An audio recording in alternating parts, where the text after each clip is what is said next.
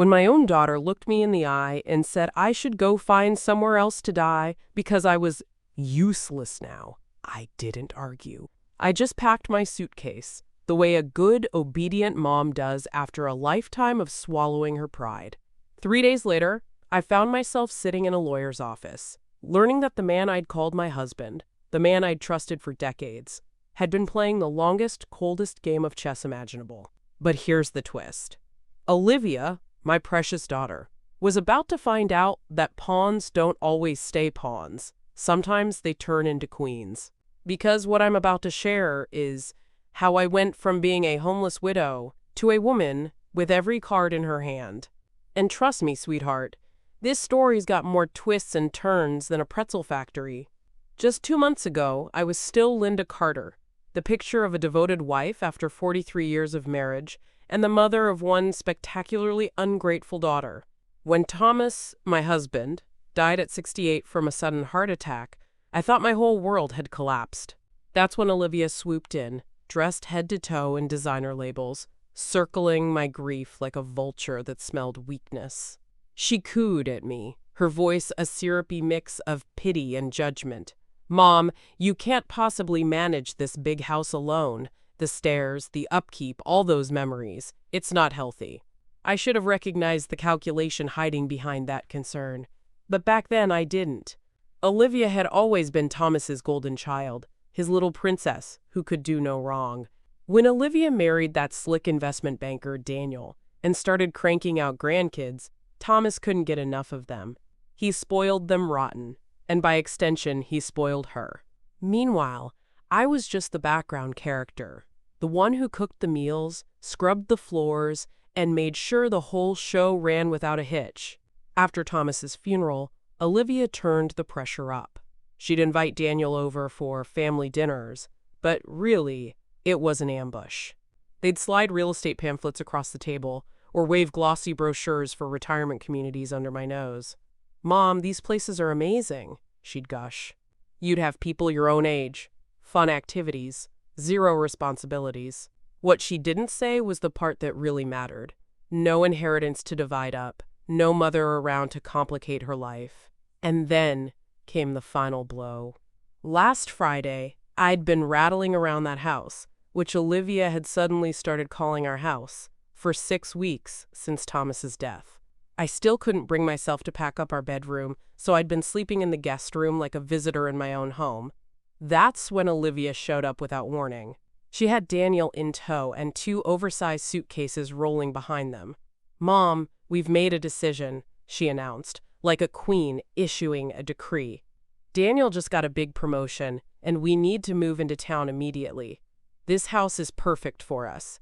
I just stood there, staring, not fully processing the words. Move in? But this is my home. That's when I saw it. Her mask slipped, just for a heartbeat, and all the sugary concern drained away, leaving nothing but raw calculation in her eyes.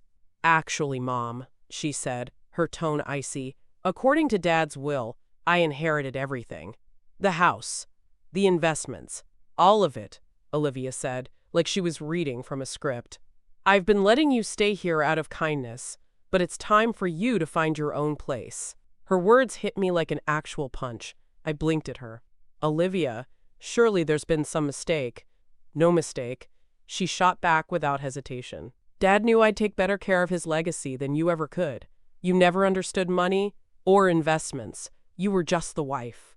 Just the wife. 43 years of marriage, of raising her, of keeping that man's world running, all boiled down to 3 words.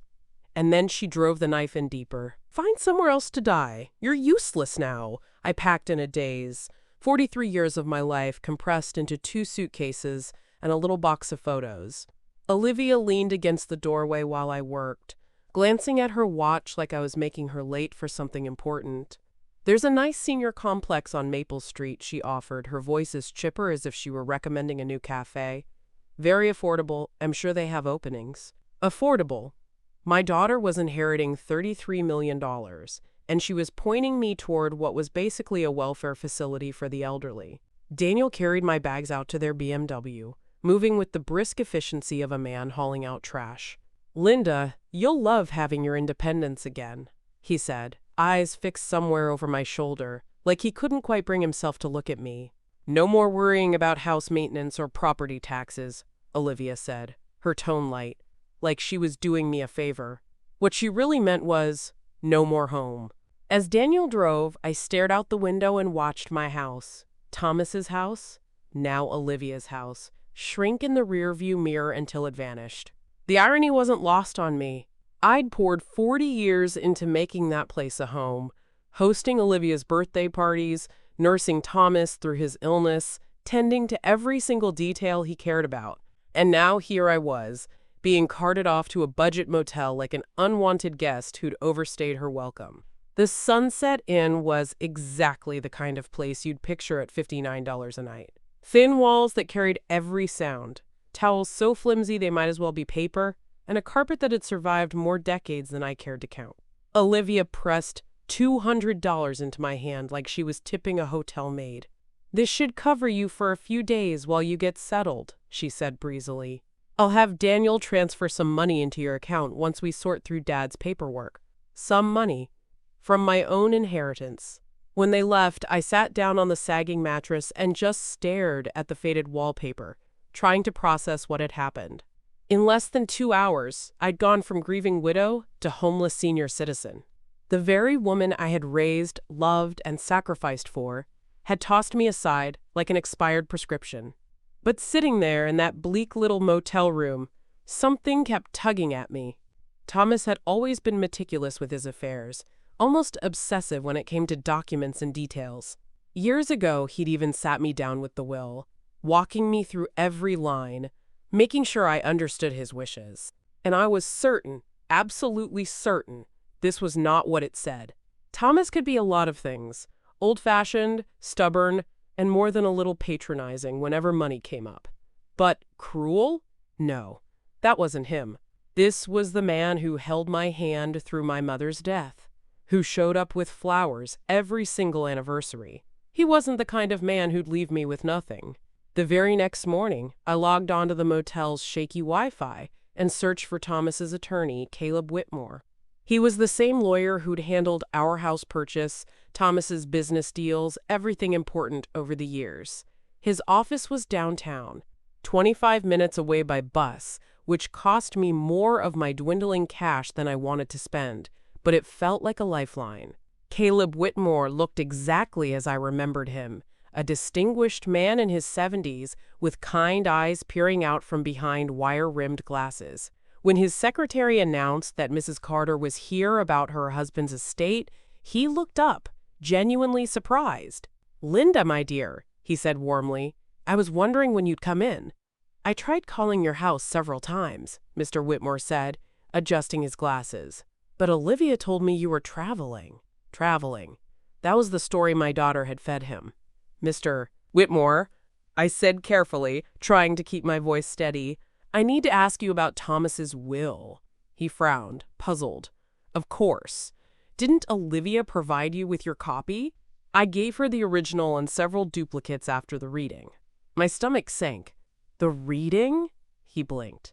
"Linda, you were supposed to be there. Olivia told me you were too distraught, that she'd handle everything on your behalf and make sure you received your inheritance." The blood drained from my face. I felt the room tilt.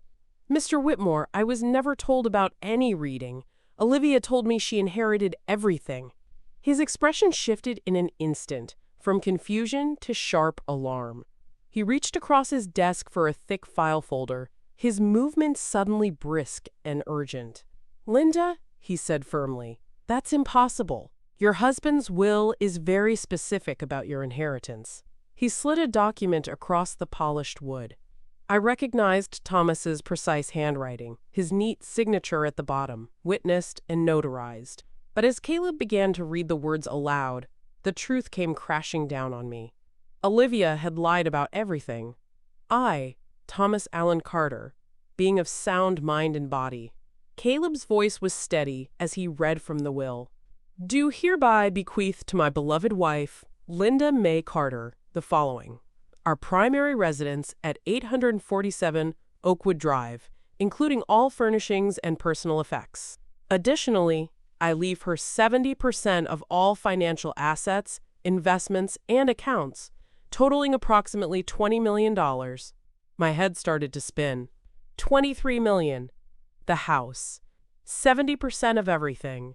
Caleb cleared his throat and went on, his tone growing more serious. To my daughter Olivia Carter Bennett, I leave $8 million to be held in trust, with distributions beginning on her 45th birthday, contingent upon her treatment of her mother following my death. Contingent upon how she treated me. Thomas had known. Somehow, deep down, he had known exactly what Olivia would try to do. "Mr. Whitmore," I whispered, my voice trembling. Olivia told me I inherited nothing. She moved into my house. She gave me $200 in cash and told me to find a senior facility. The old lawyer's face flushed red with anger. He leaned forward, his hands tightening on the folder. "Linda, what Olivia has done is called elder abuse and fraud. She's committed multiple felonies." I shook my head. "But she had legal documents. She showed me papers." "Forged," he said sharply. "Most likely forged. Or else she used an earlier draft. Either way, what she presented to you wasn't the truth. Your husband updated his will 9 months before his death," Caleb explained, his voice measured but firm. "He did it specifically because he was worried about Olivia's attitude toward money and her sense of entitlement." The room tilted around me. Suddenly, so many little moments came flooding back. All those times Olivia had waved off my opinions like they were worthless, talked over me at family dinners, rolled her eyes whenever I tried to join conversations about their expensive vacations or Daniel's latest deal. I thought she was just being rude. But Thomas, he'd been paying attention, he'd been evaluating, making decisions. "There's more, Linda," Caleb continued, his tone grave. "The trust provision for Olivia clearly states that if she fails to treat you with respect and dignity after Thomas's death, the entire $8 million reverts to you instead." I stared at him, stunned, my voice caught in my throat. "Are you saying?" He nodded. "I'm saying your daughter just cost herself $8 million. Her inheritance is now yours as well. You're not inheriting $20 million, Linda. You're inheriting $33 million, plus the house and all personal property." The irony was so sharp, so perfect, it was almost funny. Olivia had been so desperate to snatch her inheritance that she'd triggered the very clause Thomas had written to shield me from her greed. I pressed a hand against the desk, steadying myself. What do I do now?" I asked, my voice barely holding together.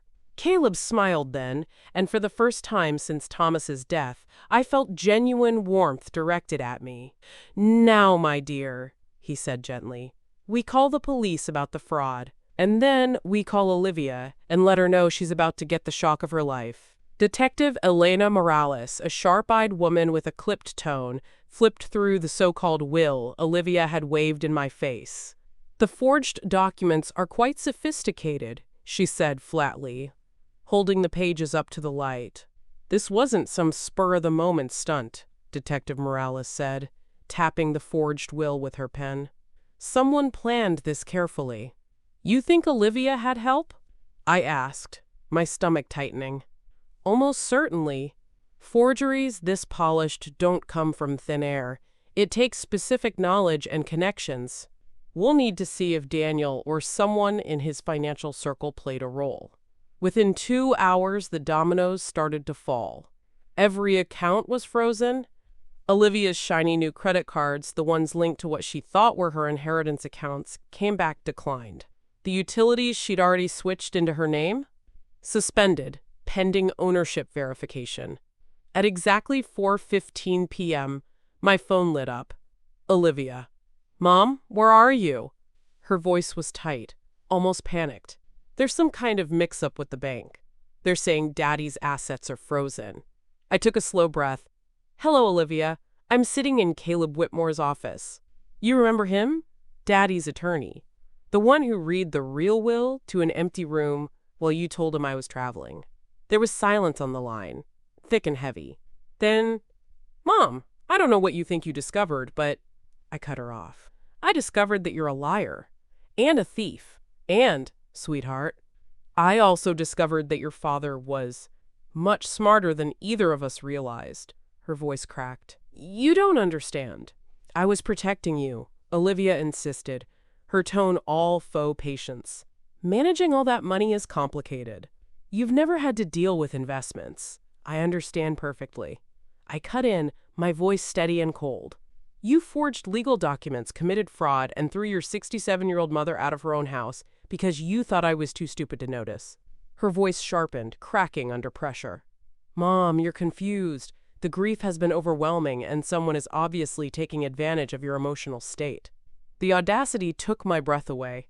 Even caught red-handed, Olivia was still trying to manipulate me. Olivia, dear, I said evenly, let me clarify something for you. Not only did you never inherit anything, but the $8 million your father left you, that's mine now as well, thanks to a lovely clause he included about treating me with dignity and respect. That's impossible, she hissed. Detective Morales is sitting right here, I said sweetly. If you'd like to discuss the impossibility of fraud charges with her. The phone went dead silent. I could practically hear Olivia's mind spinning, calculating, clawing for an angle. Mom, please, she said finally, her voice a shade smaller. Can we meet somewhere and talk about this reasonably? I'm sure we can work something out. Oh, we'll definitely be meeting soon, I said. At the courthouse. When you're arraigned. You wouldn't dare press charges against your own daughter. Something cold and absolute crystallized in my chest. Watch me, I told her, and then I hung up. I looked over at Caleb. He was practically beaming. How long before she's arrested? I asked. Detective Morales has enough for a warrant, Caleb said. They'll pick her up this evening. And Daniel, his financial records are being subpoenaed. If he helped fabricate those documents, he's looking at charges too. My phone buzzed with a text from Olivia. Mom, please don't do this. Think of the grandchildren. I handed the phone to Detective Morales. She read it, then gave me a grim little smile. Emotional manipulation. Classic pattern for this kind of crime. I typed back. I am thinking about them. Don't they deserve to see what happens when you steal from family? 20 minutes later, Daniel called. Linda, surely we can resolve this privately, he said, his voice oily with false calm. Olivia made some poor choices, but involving the police is overkill. Daniel, I said, did you help her forge those documents? There was a beat of silence. Then his voice shifted into damage control mode. You have to understand the pressure Olivia was under, he stammered. She was worried about your mental state, whether you could handle large sums of money. So that's a yes? I pressed. It wasn't malicious, he added quickly, as if that made it better. She genuinely believed she was protecting you, Daniel said weakly, by throwing you out of your house and telling you to find somewhere to die. I let the silence hang for a beat. Daniel, I said finally, my voice low and certain, here's what's going to happen. You're both going to be arrested. You're both going to face federal fraud charges.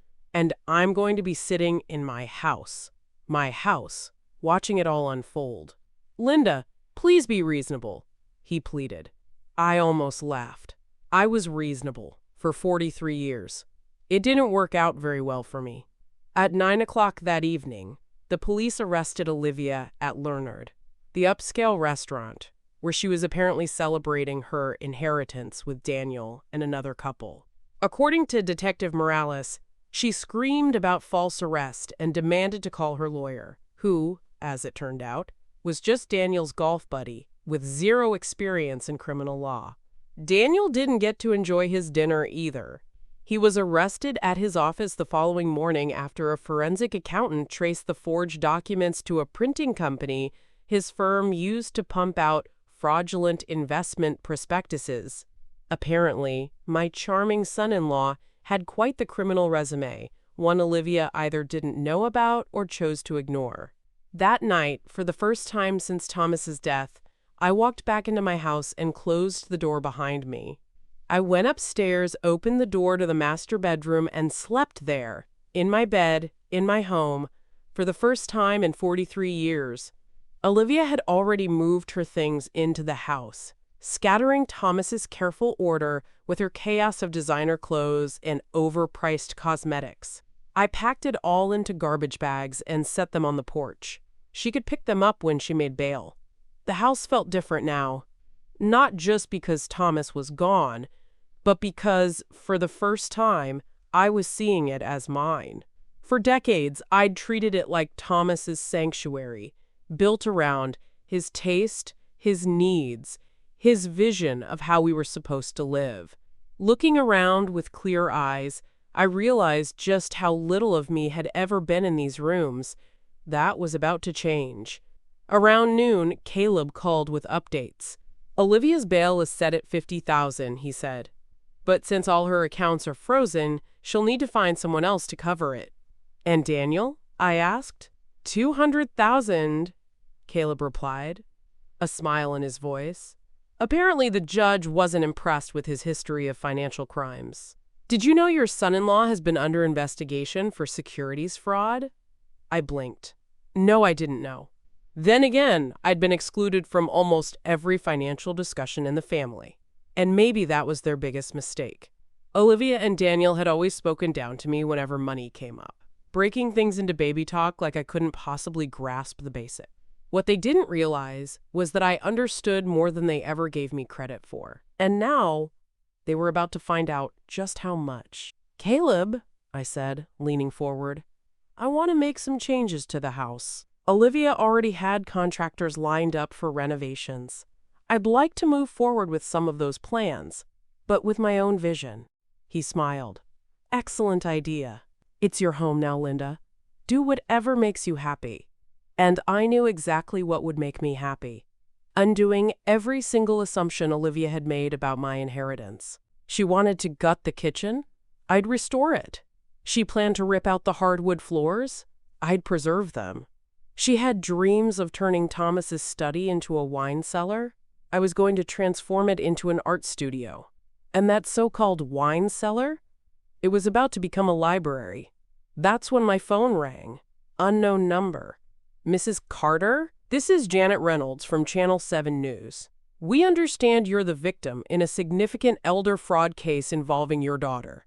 Would you be willing to share your story? Word was already spreading.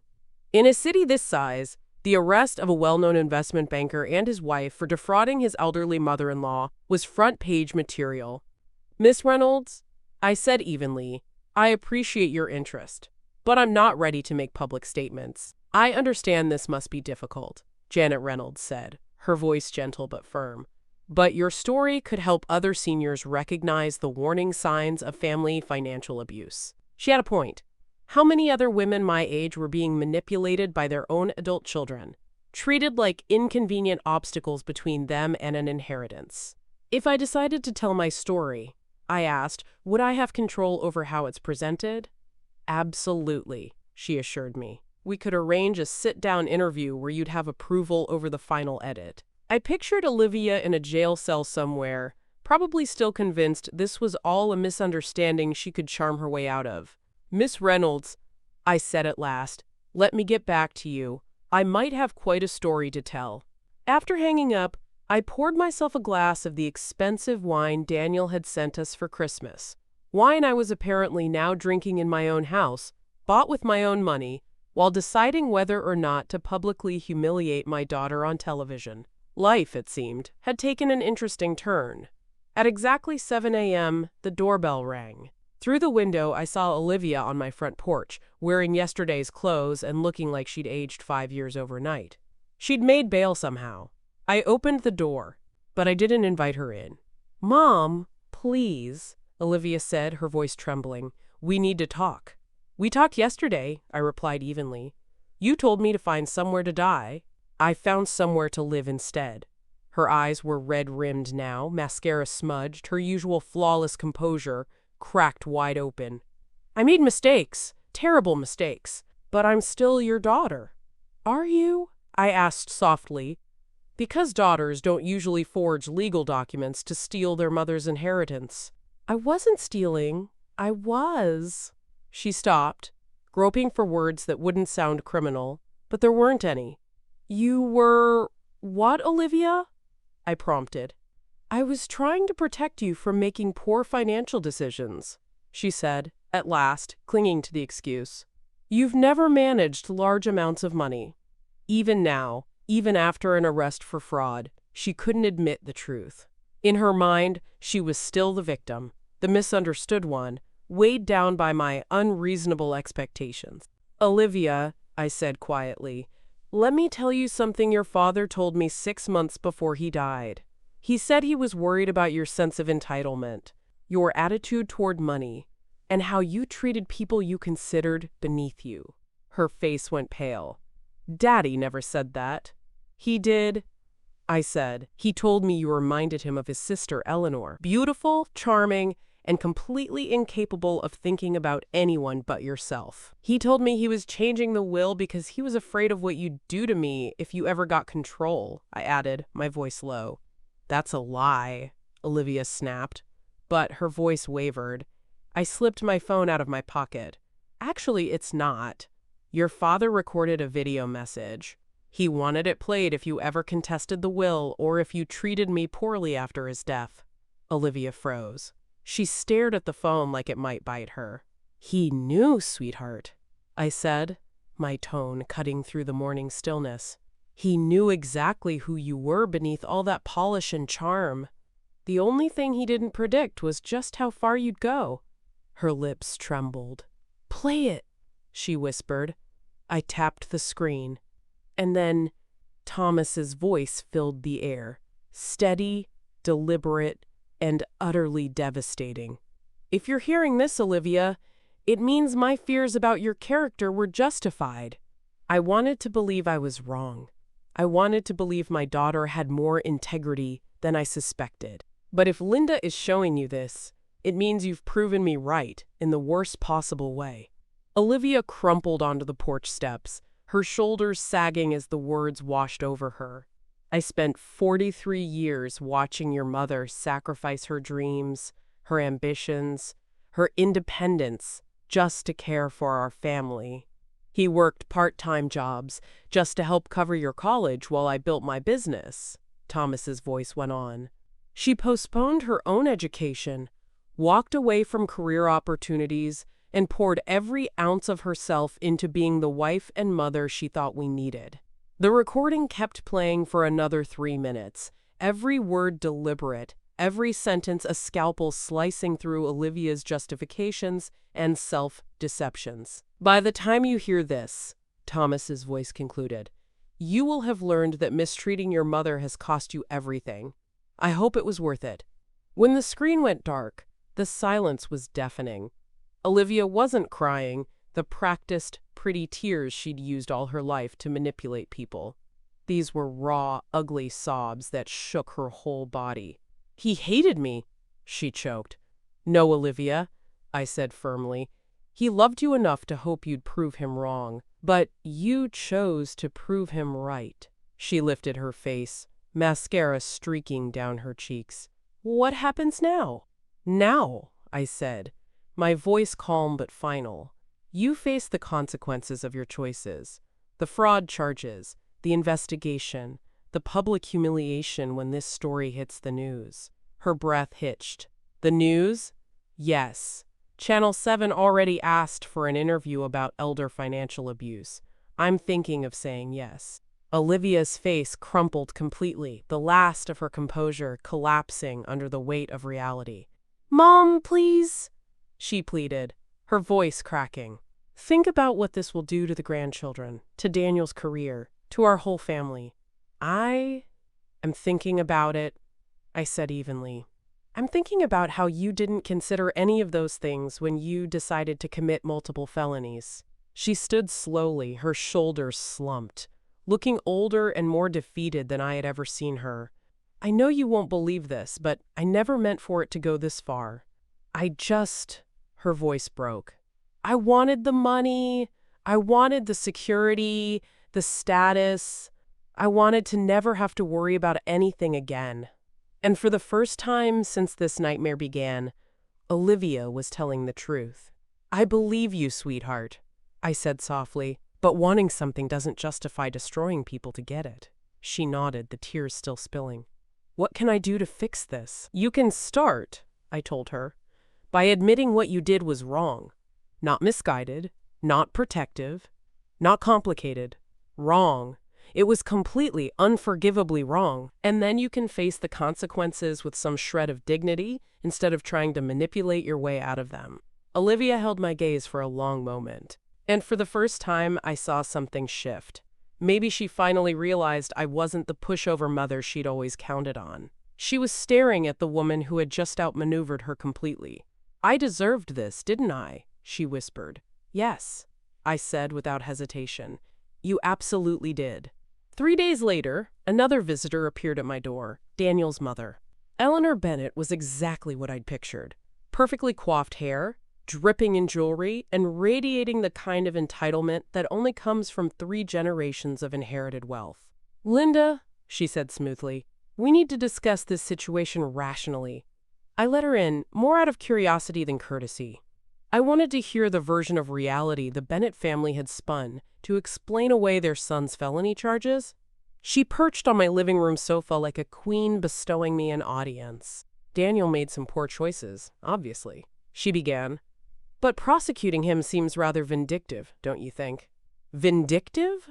I repeated, my voice sharp. Your son helped steal my inheritance and threw me out of my own house. Eleanor waved a hand, dismissive, as if my words were an overreaction. Daniel was following Olivia's lead. He didn't understand the full situation. I almost laughed. The woman was actually trying to pin her son's criminal behavior on my daughter. I had to admire the audacity. Mrs. Bennett, I said coolly, Daniel created forged legal documents. That's not following someone's lead. That's conspiracy to commit fraud. She adjusted her pearls, unruffled. Daniel's lawyer believes we can reach a settlement that benefits everyone. You get your house back. Olivia faces appropriate consequences, and Daniel avoids the publicity of a trial.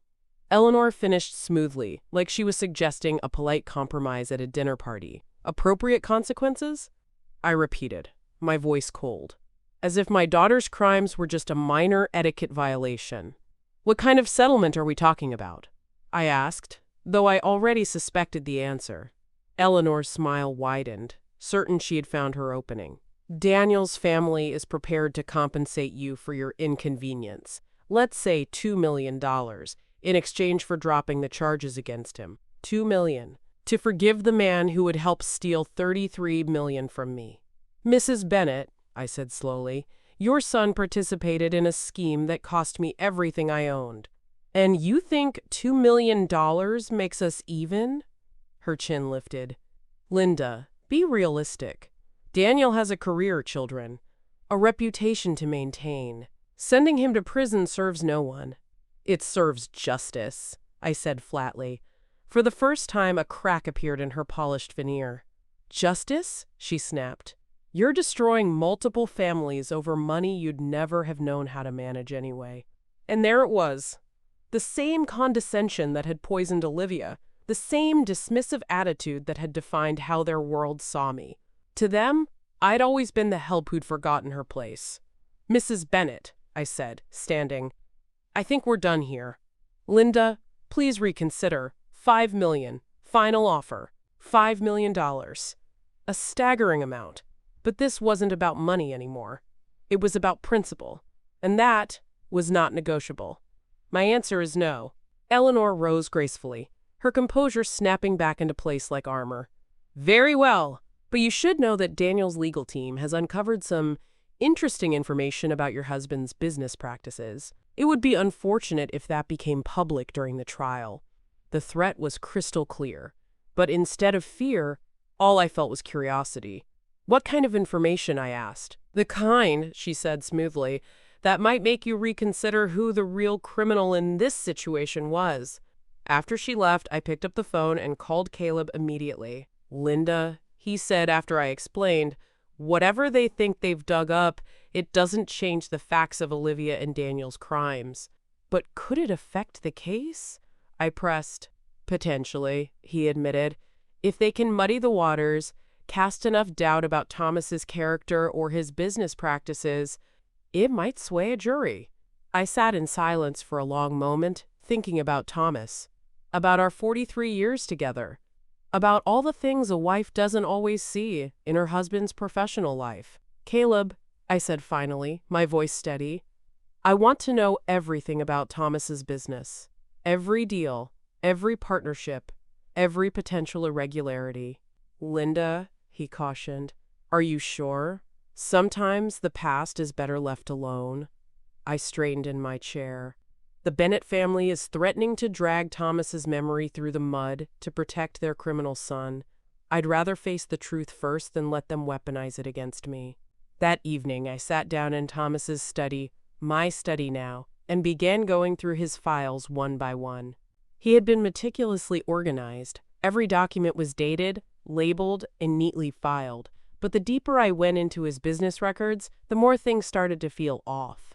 Payments to shell companies with meaningless names, consulting fees that were far too large to make sense, partnerships with firms that seemed to exist only on paper.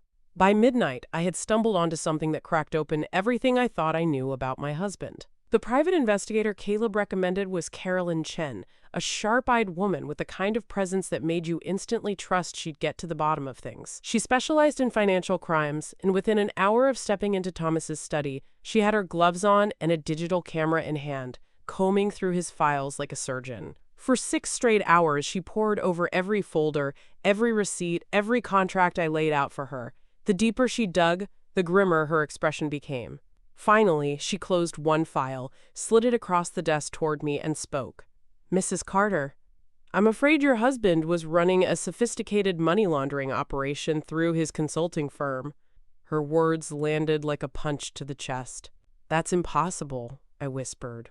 "Thomas was the most honest man I knew." "I'm sorry," Carolyn said gently, "but the evidence is overwhelming. Millions of dollars have been moved through shell companies, fake consulting agreements, and bogus partnerships. He was washing money for organized crime families while hiding it inside legitimate operations." I stared at the documents spread across the desk. Invoices for services that had never been provided, contracts with companies that didn't exist, payment schedules that matched up with well-documented criminal activities. "How long?" My voice barely carried above a whisper. "Based on these records," she said, adjusting her glasses, "at least 15 years. Probably longer. 12 years. While I'd been hosting dinner parties, planning charity galas, decorating Christmas trees, and believing I was the wife of a respectable businessman. My husband had been up to his elbows in crime. I pressed my hands flat on the desk, trying to ground myself. "And the inheritance?" Carolyn's expression darkened. "That's the worst part. The $8 million your husband left to Olivia? It came directly from laundered funds. If the FBI uncovers this, they'll seize everything as proceeds of criminal activity." The room started spinning. "Everything? The house? The investments? All of it? Unless—" Carolyn hesitated. "Unless what?" I demanded. "Unless Olivia and Daniel's legal team already knows about this," she said carefully. "And if they do, they're planning to use it as leverage. If they tip off the FBI, they might negotiate immunity for themselves in exchange for cooperation. It would be a way to weaponize your husband's crimes against you." I sat back, stunned. My daughter and her husband weren't just thieves. They were holding a nuclear bomb over my head. "What are my options?" I asked. "Legally," Carolyn replied, "you could go to the FBI yourself, come forward voluntarily, and hope for leniency. You'd lose most of the money, but they might let you keep the house." "And if I don't?" "Then the Bennetts will leak this strategically," she said. "You'll lose everything anyway, but you might also face charges for unknowingly benefiting from criminal proceeds." For the first time, the smug confidence on Eleanor Bennett's face made sense. They'd known all along. "How did they even find out?" I asked. "Daniel's an investment banker," Carolyn explained. "He'd recognize the signs in your husband's records. The question isn't how he found out. The question is, what's he planning to do with that knowledge?" Before I could respond, my phone lit up. "Olivia." "Mom?" she said, her voice low and urgent. we need to meet tonight. There are things you need to know about Daddy that change everything. I closed my eyes. I already know, Olivia. Silence. Then, you know what? I know about the money laundering. I know about the criminal connections. I know that everything your father left us is tainted. Her voice dropped to a whisper. Mom, listen to me carefully. Daniel's lawyers have been in contact with the FBI. They're willing to renegotiate our situation. What kind of renegotiation? I asked, though I wasn't sure I wanted the answer. That night, Olivia laid it out like a business proposal. Daniel gets immunity, she said, voice clipped and clinical, in exchange for giving up information about Daddy's criminal network. You get to keep $5 million and the house. The rest goes to the government. And you?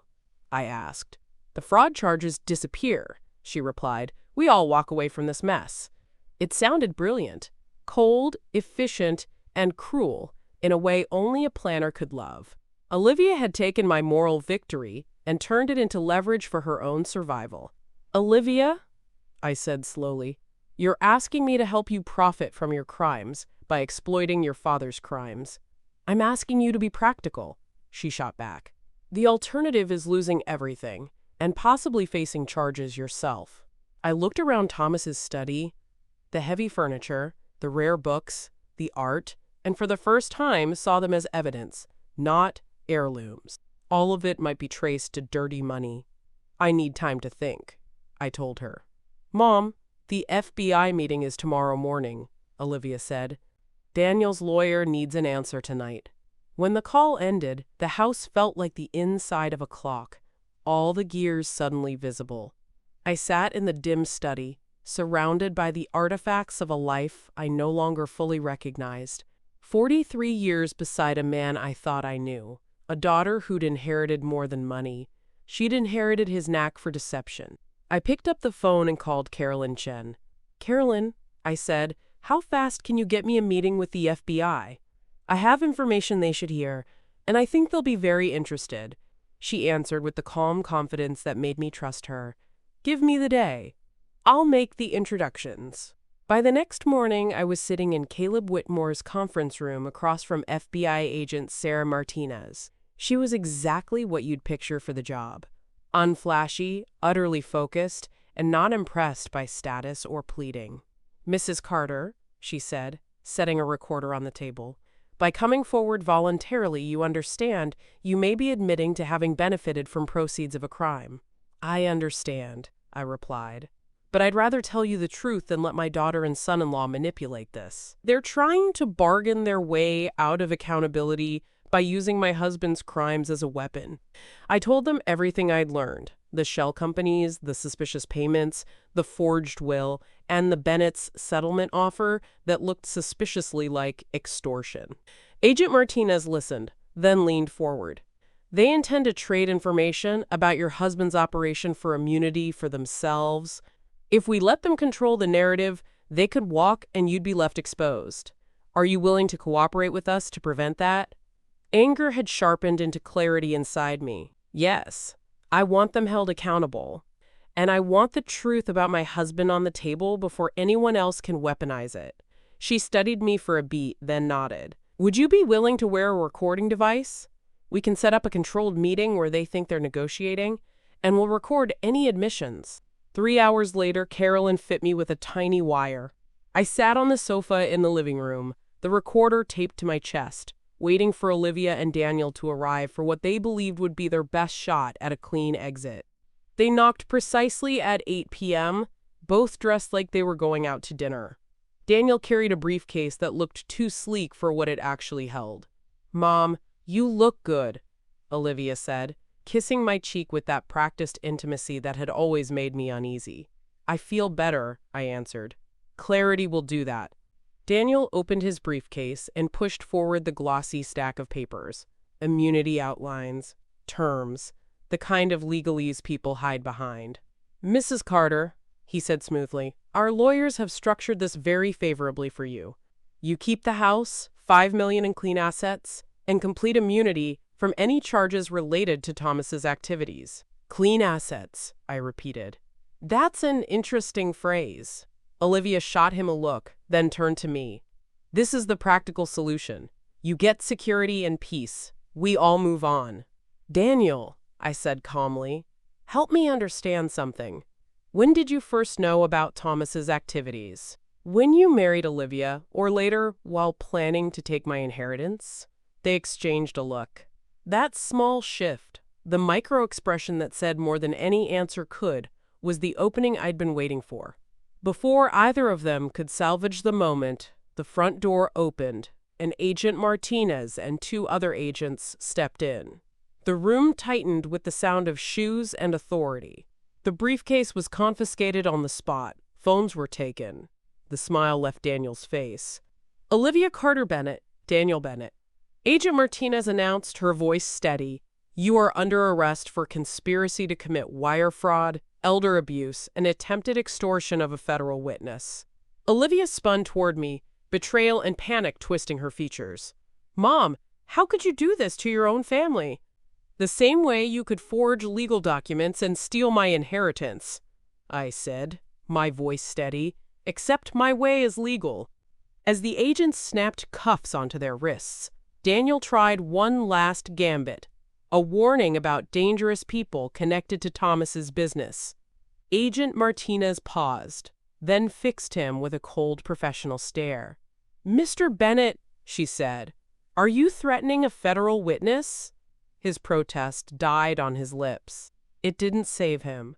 When the handcuffs clicked, the last of the Bennetts' composure fell apart. After they were led away, Agent Martinez sat back down across from me, file folder on her knee. Mrs. Carter, there's something else you should know, she said. Your husband wasn't just tied to criminal activity.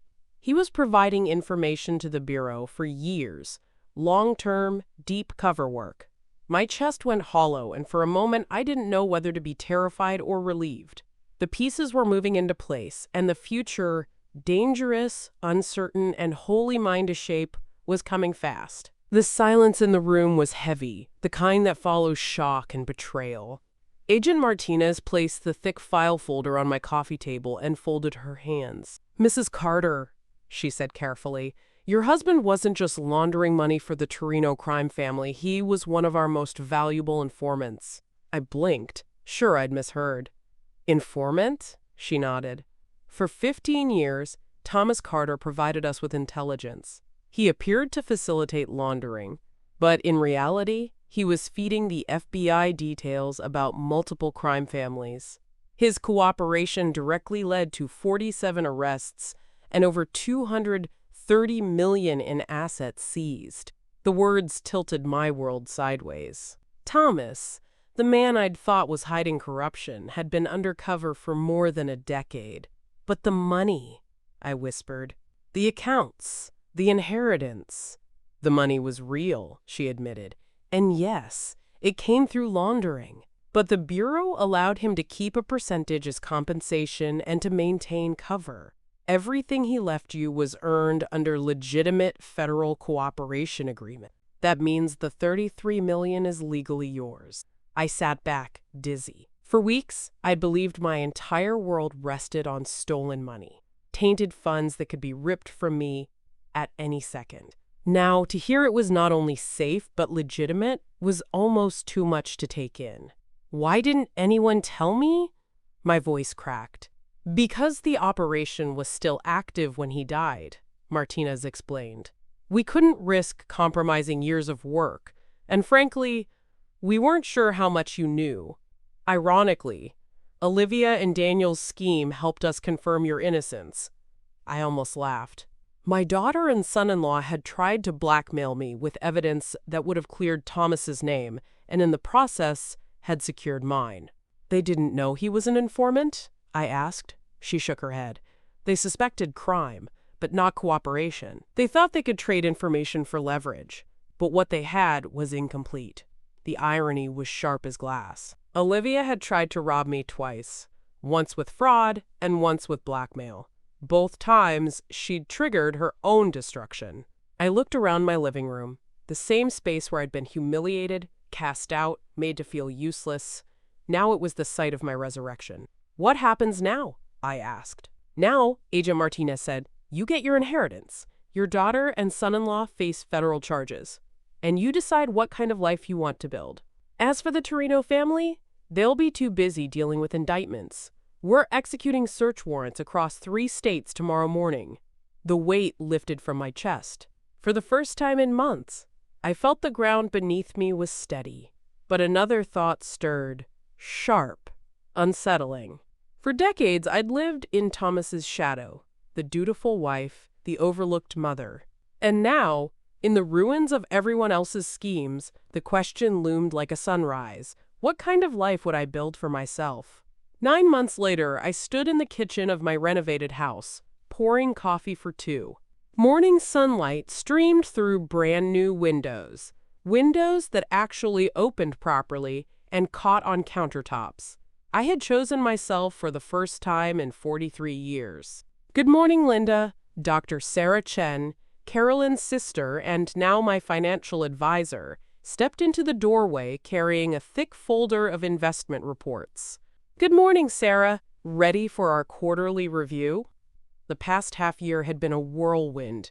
Legal proceedings, media interviews, and a complete personal transformation. Olivia and Daniel were each serving 18-month federal sentences. And thanks to the news coverage of their crimes, I had unexpectedly become a kind of celebrity in senior advocacy circles, a voice for women who had been silenced, dismissed, or betrayed by their own families. Your portfolio is performing excellently, Sarah said as she settled at my new breakfast table. The charitable foundation is fully operational, and the scholarship fund has already selected its first recipients. The Linda Carter Foundation for Elder Protection had become the center of my life. With $12 million of my inheritance, we were funding legal aid for seniors trapped in family financial abuse and lobbying for stronger elder protection laws. Any word on the documentary? I asked. Sarah smiled. Netflix confirmed the production deal. They want to start filming next month. I let out a soft laugh. My story had stretched far beyond headlines. The Mother's Revenge, an American crime story, was being developed as a limited series, with the proceeds going directly to elder advocacy groups. And Olivia? I asked after a pause. Sarah's expression grew careful. She's written again. Her lawyer says she wants to apologize, to ask for forgiveness. Olivia had sent me 17 letters from federal prison. I'd read the first few, which swung between self-justifying and desperate, before deciding to stop opening them. Some relationships, once broken, couldn't be repaired with words. Sarah? I asked quietly. Has my stance on that changed? Not according to our previous conversations, Sarah said gently. But people do evolve, Linda. Even people who've made terrible choices. I thought about the woman I had been 6 months ago, grieving, dependent, willing to accept whatever scraps of dignity my family handed me. That woman might have felt obligated to forgive Olivia, to patch things back together out of guilt and tradition. But that woman was gone. Sarah, schedule a meeting with Olivia's lawyer, I said. Not to reconcile, to make something clear. Her pen hovered. What kind of thing? I want Olivia to understand that her actions had consequences beyond prison time. I want her to know she destroyed our relationship permanently, and that her children will grow up knowing exactly why their mother went to prison. Sarah hesitated. That seems harsh. Good, I said flatly. It's supposed to be harsh. Olivia made adult choices that hurt the people she was supposed to love. She doesn't get to escape the emotional consequences just because she's written a few prison letters. Sarah scribbled a note in her leather portfolio. And the grandchildren? She's requested supervised visits with them. My relationship with Olivia's children will be based on their choices when they're adults, I said evenly. Not on their mother's rehabilitation campaign. The doorbell rang. Through the window, I saw a delivery truck backing into the driveway with a large package. Must be the new furniture for the studio, I told Sarah. The art studio had become my favorite renovation project. Thomas's old den was now a bright, airy space filled with light, a sanctuary where I was rediscovering my love of painting, something I'd abandoned the day I got married and became the supporting wife and mother. Linda, Sarah asked softly. Can I ask you something personal? Of course. Do you ever regret how all of this played out? The prison sentences, the media attention, the permanent estrangement from your daughter. I considered her question while signing for the delivery. 6 months ago, I had been invisible, a widow with no money, no home, and no prospects. Today, I was a millionaire philanthropist with a foundation, a documentary deal, and a purpose bigger than survival. Sarah, my daughter tried to steal everything I owned and leave me homeless. My son-in-law forged documents and threatened me with blackmail. They showed me exactly who they were when they thought I was powerless to stop them.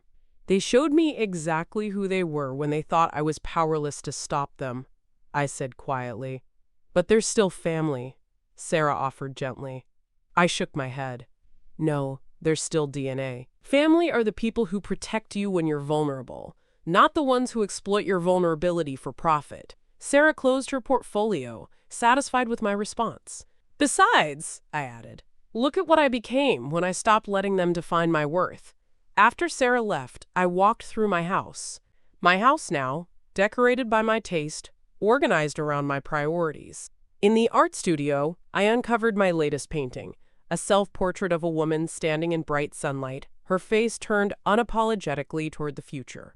The woman in the painting looked nothing like the grieving widow who had packed her life into 2 suitcases 6 months ago. This woman looked powerful, independent, unafraid. She looked like someone who had finally learned that the best revenge isn't getting even. It's becoming everything your enemies never believed you could be.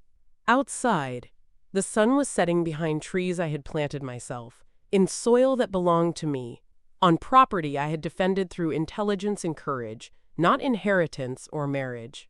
And for the first time in my life, I didn't feel like someone's wife or someone's mother. I felt like Linda Carter. Tomorrow I'd keep building the life I chose, not the one others had scripted for me.